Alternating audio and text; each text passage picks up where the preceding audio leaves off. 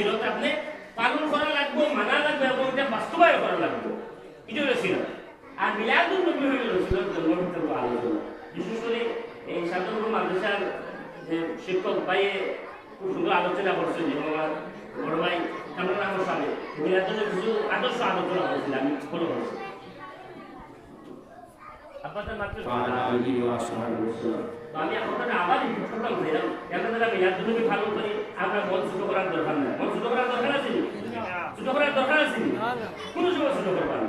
ওই যে আসলে আয়োজন দেখা সামান্য মানুষ না, আমি তো এবং কি আল্লাহ রসুল সাল্লাল্লাহু আলাইহি ওয়াসাল্লাম আলোচনা এখানে আল্লাহ সুবহানাহু ওয়া তাআলা রহমত ও ফেরেশতা হল আল্লাহ সুবহানাহু।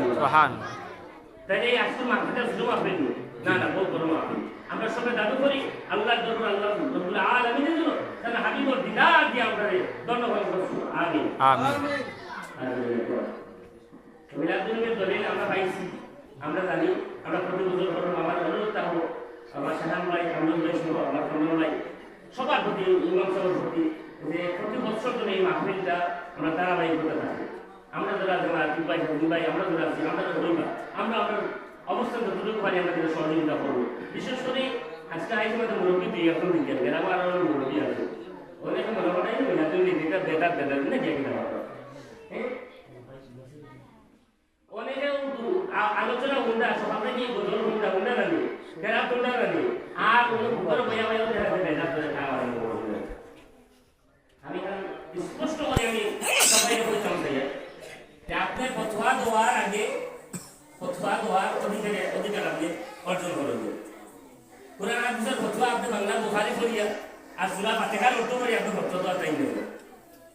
যদি আপনি ফতোয়া দেন, আপনার ফতোয়ার কারণে যে মানুষ গুমরা হয়, তে আপনি যে গুমরা হইলে তারে গুমরা হয়, তার বংশের গুমরা হবে। ফতোয়া দেওয়ার আগে আপনি একটু চিন্তা ভাবনা করবেন। বেদাত যে বিষয়টা হইলো, বেদাত হইলে আল্লাহ রসুলের যেটা করছেন না, যে নতুন গোটাটা বেদাত হলে বেদাত যে রসুলের যেটা করছেন, আমরা তো মসজিদে নামাজ করি, এই দুতলা তিনতলা মসজিদ, এসি সিস্টেম মসজিদ, ফ্যান আছে, এটা রসুলের জমানাত আছে আসে লেখা প্রমাণ দিতে পারবেন। বেদাত সংজ্ঞা আপনাকে জানা লাগবে। আগে আপনি বেদাত সংজ্ঞা জানা লাগবে, বেদাত খারে বেদাত খতম কারো কি সব ধরে পালা বা দুইটা জিনিস আছে আছে বেদাতের আগে সংজ্ঞা জানানো, তারপরে বেদাত দিন। আজকে সকাল থেকে ইনো কিনা হল প্রথমে তো কোরআন তেল বেশি দেন। এমন কোন দুনিয়াতে এমন কোন পৃথিবীর মায়ের ফুট আছে যে হয়তো কোরআন তেল করা বেদাত করবার করি আছে তাদের মধ্যে বলে যাইতে হবে। এর দুই নম্বরে যে আমরা রসুলের সাথে আল্লাহর সাথে কিন্তু আমরা হাম গাইলাম, রসুলের সাথে কসিদা গাইলাম, নাচ গাইলাম, এটা বেদাত কোনো মায়ের ফুটের প্রত্যয় বলে। এমন কোনো দুনিয়ায় কোনো মায়ের ফুট নাই যে হয়তো যে আল্লাহ রসুলের সম্মান গাওয়া বেদাত মুশরিক, এমন কোনো মায়ের ফুট নাই।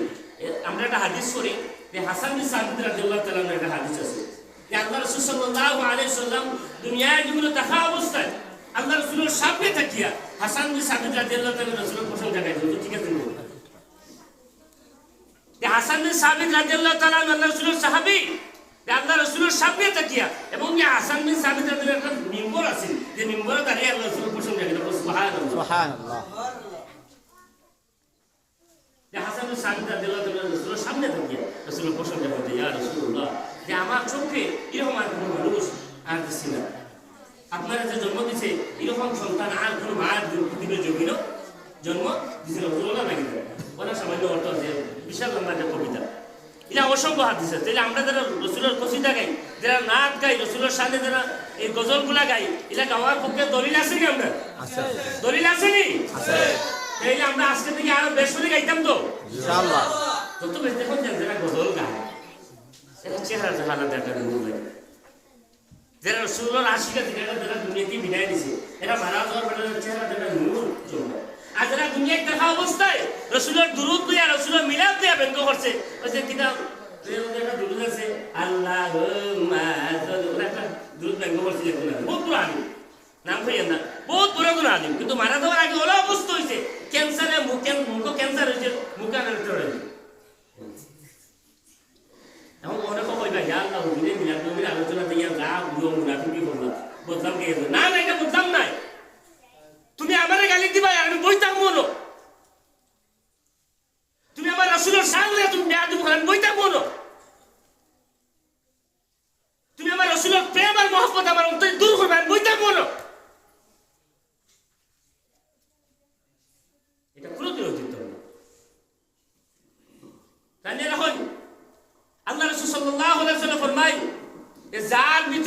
রসুলের মোহব্বত না নিজের জীবনের চাইতে বেশি নাই, এই জিন্দগিতে প্রকৃত মুমিন হইতে পারতো না।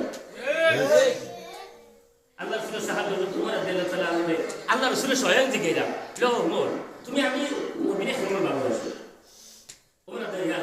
আমার সব কিছু থেকে ভালোবাসি। আল্লাহ রসুল বলে তুমি আমাকে প্রকৃত মুমিন হইতে পারছো না। আমি তো ভয় পাইছি কি লাভ হলো? তখন আল্লাহ রসুল তোমার সব কিছু এমনকি তোমার নিজের জীবনের চাইতে আমি রসুলটা ভালো না বাসিত এর মধ্যে প্রকৃত মুমিন হইতে পারতে না। এ কথা হইতে দেরি হয়েছে তোমার আল্লাহি আল্লাহর কসম খাইয়া ইয়া রাসূলুল্লাহ আমার নিজের জীবনের চাইতে আপনি রসুলকে বেশি ভালোবাসেন। আমার রসুলকে আমার জীবনের চাইতে ভালোবাসি। আমার রসুলের আদর্শ, আমার রসুলের প্রেম, আমার রসুলের মহব্বত, আমার রসুলের ভালোবাসাকে তুমি চিনিমিনি খেলবাই, আমার রসুলের ভালোবাসাতে মানুষের সরাইবে আমি ওরা বই থাকবো, আমার রসুলের দুরুকেন্দ্র আমি ওরা বই থাকবো। জানিয়ে রাখা দিল আমরা মুনাফিক করি না, আমরা আহলে সুন্নাত ওয়াল জামাতের অন্তর্ভুক্ত যারা আছি, আমরা আহলে সুন্নাত ওয়াল জামাতের অন্তর্ভুক্ত যারা যে দল করি আমরা মুনাফিক নাই। আমরা আকাবির যারা আগে হইছে মেলাতুন নিয়ম যাই এখনো কই না, মরার আগ পর্যন্ত হইছিল। কিন্তু যারা মিলাদুলের বিপক্ষে ফতোয়া দেয় এরা দেখা যায় বড় বড় ব্যানার হইল প্রধান অতিথি প্রধান অতিথি টেকা দিন টেকা পাইছেন আপনার জিলাপি দিনে আর এটা বড় জিলাপি যখন মজা পাই তখন লাইন হয়ে যায়, তখন কিন্তু হয়ে যায় যাই হয়ে যায় বর্তমানে হাজির দেখলাম। তাহলে যত রসুলের আদর্শ, যত রসুলের এই আলোচনা করবো তত ইমান বাড়বো, ইমান বাড়বো, কত ইমান বাড়বো। পরিস্থিতি কত হইলে আপনার আলোচনা ওটা না বলছে সুপার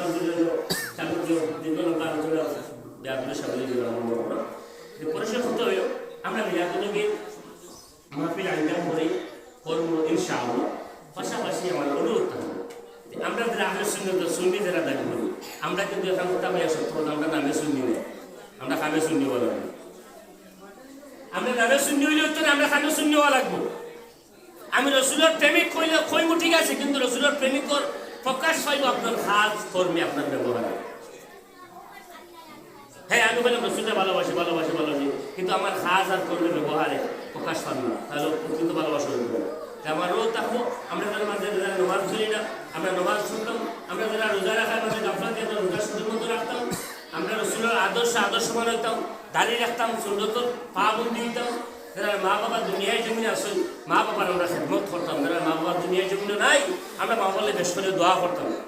আর কিনা করতাম যে গরিব হোক ধনী হোক পরিচয় আমরা জানে ভাই আমরা আসসালামু আলাইকুম ওয়া রাহমাতুল্লাহ হইতাম। মুরব্বী যারা আসলে মুরব্বীর শ্রদ্ধা করতাম।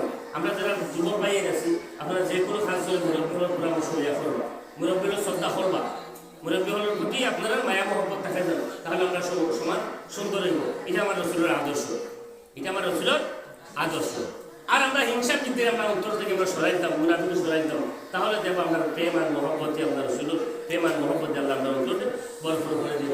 অবশ্যই আল্লাহ সুবহানাহু ওয়া তাআলার দরবারে আমরা আরজ করি যে আজকে এই মাহফিল যেন আমরা আল্লাহ নাজাতের জরিয়া আমরা মঞ্জুর হয় আমিন। আজকে এই মাহফিল যেন আল্লাহ সুবহানাহু ওয়া তাআলা তাআলা হাবিবর শাফায়াত ও রসিলা আমরা বানাবো আমিন।